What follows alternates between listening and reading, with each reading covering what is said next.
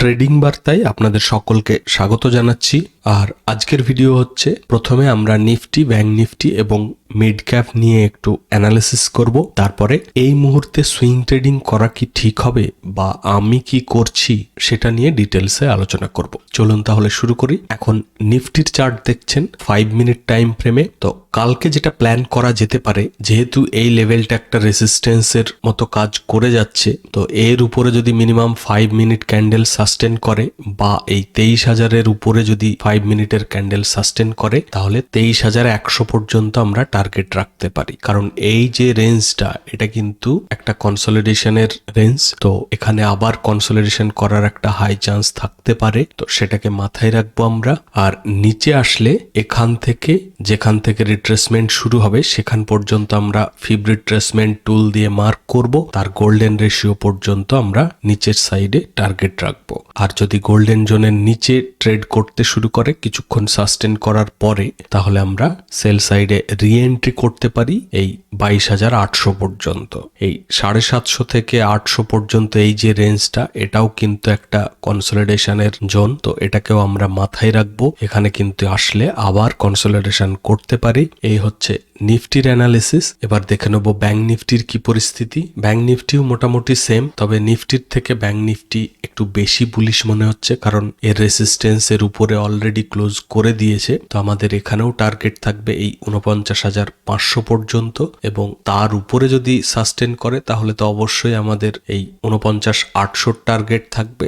আর যদি এই 49,200 নিচে ট্রেড করতে থাকে এবং কিছুক্ষণ সাস্টেন করে, তাহলে আমরা এই নিচে থেকে এই রেসিস্টেন্সের এরিয়া পর্যন্ত বা হাই পর্যন্ত আমরা ফিব রিট্রেসমেন্ট টুল দিয়ে মার্ক করে সেখান পর্যন্ত আমরা টার্গেট রাখবো। সেম নিফটিতে যেমন বললাম, ফিব রিট্রেসমেন্টের গোল্ডেন জোনের নিচে ট্রেড করতে থাকলে সেখান থেকে আমরা এই 48,800 পর্যন্ত টার্গেট রাখতে পারি। ঠিক আছে, একটু মিড ক্যাপটাও দেখে নেব, কারণ মিড ক্যাপে খুব ভালো ট্রেড হতে পারে। ভালো ট্রেড হতে পারে এই কারণে বলছি মিড ক্যাপে, কারণ আমি যতদূর মিড ক্যাপকে অবজার্ভ করেছি, যখনই এর বড় কোনো লেভেল, যেমন ধরুন 11,000, 12,000, 13,000, এই যে লেভেলগুলো যখনই ব্রেকআউট করে সাস্টেন করে বা ব্রেকডাউন করে নিচে কিছুক্ষণ সাস্টেন করে, তারপর কিন্তু একটা কন্টিনিউ ওয়ান সাইডেড মুভমেন্ট আসে। যদিও বা আজকে একটু কনফিউজিং মার্কেট ছিল, তবে যেহেতু এই রেজিস্ট্যান্স জোনগুলো মাল্টিপল টাইম এখানে রিটেস্ট হয়েছে, তো এর উপরে যদি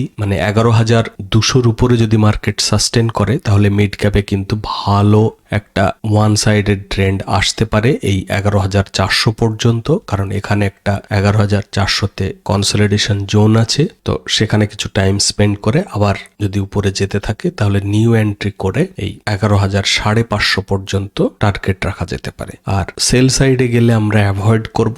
যখন আবার এই 11,000-এর নিচে সাস্টেন করবে, তখন আমরা এটাকে নিয়ে ভাবতে পারি। আদারওয়াইজ এই ট্রেন্ডটার জন্য মিড ক্যাপকে অ্যাভয়েড করাই ভালো। অনলি যদি মার্কেট বুলিশ থাকে, তাহলে বাই সাইডের জন্য আমরা এটাকে চুজ করতে পারি। এবার ফিরে আসি মেন টপিকে, যে আমাদের এখন সুইং ট্রেডিং করা ঠিক হবে কিনা সেটা নিয়ে। সুইং ট্রেডিং এ ডিসকাস করার আগে আমি চার্টটাকে চেঞ্জ করে নিফটির চার্ট এবং ওয়ান ডে টাইম ফ্রেমে নিলাম, কারণ ওভারঅল মার্কেটের কি পরিস্থিতি সেটা কিন্তু এই ওয়ান ডে টাইম ফ্রেমে অনেকটা ক্লিয়ার হতে পারে। দেখুন, প্রথমত হচ্ছে মার্কেটের কিন্তু এখনো সেন্টিমেন্ট নেগেটিভই আছে, পজিটিভ কিন্তু হয়নি। তো বেকার রিস্ক নেওয়াটা আমার মনে হয় না ঠিক হবে। তবে আপনারা যদি সুইং ট্রেড করতেই চান, তাহলে কোয়ান্টিটি সাইজ অনেক কমিয়ে দেবেন। সাপোজ ধরে নিন আপনি 100 কোয়ান্টিটি আগে নিতেন কোনো স্টকে, এখন সেটা আপনি 10টা 20টা মতো নিতে পারেন।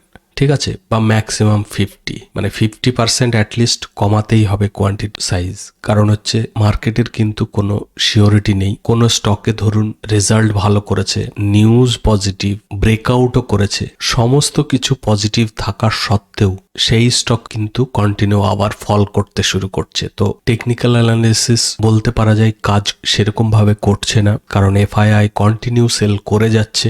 আর আমার পজিশনের কথা বলতে গেলে, বাজেটের আগে আমার কিছু স্টকে পজিশন ছিল, বাট বাজেটের দিন পর্যন্ত সেগুলো মোটামুটি একটা ছোটখাটো প্রফিটে ছিল। বাজেটের সেকেন্ড হাফ থেকে কিন্তু ফল করতে শুরু করে, তো আমি সেগুলোকে এক্সিট করে দিই। এখন নতুন পজিশন আর ক্রিয়েট করিনি সুইং ট্রেডিং এ। আর আপনারা যদি রিস্ক ম্যানেজ করে চলতে পারেন তাহলে করতে পারেন, কারণ এফআইআই কিন্তু কন্টিনিউ সেল করেই যাচ্ছে। এই যে এফআইআই ক্যাশে এই লেফট সাইডের কলমটা দেখুন, প্রত্যেক দিন কিন্তু এফআইআই সেলিং করছে, ডিআইআই বাই করছে। এটা ফিউচার আর এটা অপশনের ডেটা। তো এই মুহূর্তে প্রচন্ড রিস্কি হয়ে যাচ্ছে, তো সেই জন্য আমি একটু অ্যাভয়েড করছি। এবার প্রশ্ন হচ্ছে, আপনারা যারা সুইং ট্রেডিং মোটামুটি একটা রিস্ক নিয়ে কোয়ান্টিটি সাইজ কমিয়ে করতে চান, তাহলে কিভাবে করবেন? প্রথম কথা মাথায় রাখতে হবে, কোয়ান্টিটি সাইজ কিন্তু আপনাকে কমাতে হবে। 2 নাম্বার হচ্ছে স্পেসিফিক কিছু সেক্টরে আপনাকে ট্রেড করতে হবে। যেমন ধরুন, প্রথমে আসবে নাম এফএমসিজি, মেটালে করতে পারেন, অটো এবং রিয়েলিটি সেক্টরেও করা যেতে পারে, এবং সেই সঙ্গে ফার্মা সেক্টর। তো এই এফএমসিজি, মেটাল, ফার্মা আর অটো, এই কটা সেক্টরে রিস্ক নিতে পারেন। কিরকম স্টকে রিস্ক নেবেন? যখন দেখবেন যে কোনো স্টক একটা রেঞ্জের মধ্যে সাপোর্ট নিয়েছে বেশ কিছুদিন ধরে, এবং এমন নয় যে সাপোর্ট নিয়েছে বলেই সেখানে এন্ট্রি করবেন। সাপোর্টের পরে খুব ভালো ব্রেকআউট করে ক্লোজিং দিয়েছে ওয়ান ডে ক্যান্ডেলে, তারপরে আপনি এন্ট্রি করতে পারেন। কিন্তু মাথায় রাখবেন, এটা একদিন দুদিনে কিন্তু আপনাকে যে হিউজ প্রফিট দেবে সেরকম হবে না, বা হওয়ার চান্স খুবই কম। আপনাকে কিন্তু বেশ কিছুদিন হোল্ড করতে হবে। আর বলতে পারেন এই কারণটার জন্যই আমি কিছুদিনের জন্য একটু সুইং ট্রেডিং অ্যাভয়েড করছি, কারণ ক্যাপিটালকে আনলিমিটেড টাইমের জন্য আমি এখন এই মুহূর্তে ইউজ করতে চাইছি না ক্যাপিটাল। যখন দেখবো যে মার্কেট খুব ভালো পজিটিভ হচ্ছে বা হতে শুরু করেছে, আমি নিজে স্যাটিসফাই হব বা কনফিডেন্স পাবো, তারপরে কিন্তু সুইং ট্রেডিং এর জন্য রেডি হব। তার মানে এই নয় যে আমি কনফিডেন্ট নই মানেই যে মার্কেট উপরে যাবে না, বা স্টকগুলো আপনি যেগুলো বাই করছেন সেগুলো আপমুভ দেবে না। অবশ্যই দিতে পারে। যেটা বললাম, আমি রিস্ক নিতে চাইছি না এই কারণে, কারণ ক্যাপিটালটা ইউজ হয়ে থাকবে। কখন এই ক্যাপিটাল আমি এক্সিট করে আবার রিইউজ করতে পারবো তার কোনো সময়সীমা আমি বুঝতে পারছি না, মানে ডেফিনাইট কোনো টাইম সেইভাবে বুঝতে পারছি না। তো সেই জন্যই আমি অ্যাভয়েড করছি। কারণ মেন কারণ হচ্ছে এটাই। আপনারা যদি একটু বেশ কিছুদিন হোল্ড করে থাকলেও যদি আপনাদের প্রবলেম না থাকে, তাহলে কিন্তু আপনারা ছোট ছোট অল্প কোয়ান্টিটি নিয়ে সুইং ট্রেডিং করতে পারেন। আর বিশেষ করে সেই সমস্ত স্টকগুলোতেই করবেন যেগুলো খুব স্ট্রং, মানে মার্কেট হিউজ ফল করলেও আপনাদের সেই সমস্ত স্টকগুলো খুব অল্প ফল করবে, এবং মার্কেট যখনই স্ট্রং ভাবে বুলিশ মুভ দিতে থাকবে সেগুলো যেন মার্কেটের সঙ্গে সঙ্গে ভালো বুলিশ মুভ দিতে থাকে। আর তার জন্য আপনাদেরকে একটু লার্জ ক্যাপের দিকে নজর রাখতে হবে। স্মল ক্যাপ কোম্পানি একদমই অ্যাভয়েড করবেন। চাইলে কিছু কিছু স্টক মিড ক্যাপ থেকেও বাছাই করতে পারেন, বাট সেক্ষেত্রেও সিলেক্টিভ হতে হবে। মানে আপনাকে দেখতে হবে খুব ভালো কোম্পানি, তার রেজাল্ট ভালো হয়েছে, মার্কেটের পরিস্থিতির জন্য ডাউন হয়েছে, বাট ভালো স্ট্রং সাপোর্টে এবং বেশ কিছুদিন ধরে কনসলিডেশন জোনে আছে, এবং সেই জোনের পরে ব্রেকআউটে ওয়ান ডে ক্যান্ডেল ক্লোজিং বেসিসে আপনাকে এন্ট্রি করতে হবে। এবং ভলিউমটাও দেখতে হবে। ভলিউমটাও যখন খুব হাই হবে, মানে আগের ভলিউম ধরুন এইরকম ছিল, আজকের ভলিউম এইরকম, মানে ইনক্রিজিং হতে হবে, তবেই আপনি সেই স্টকে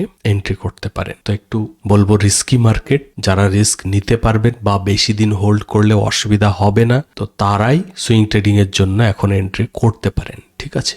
আর আপনারা প্লিজ ভিডিওটাকে লাইক করবেন, সাবস্ক্রাইব করা না থাকলে অবশ্যই সাবস্ক্রাইব করে নেবেন। তো আজকের ভিডিওটা বেশি বড় করছি না, আপনাদেরকে জাস্ট এই সুইং ট্রেডিং এর মেসেজটা দেওয়ার ছিল, আর ইন্ডেক্স গুলো নিয়ে ইন্টারডে ট্রেডিং এর জন্য অ্যানালিসিস করাটাই আজকে আমার মেন টার্গেট ছিল।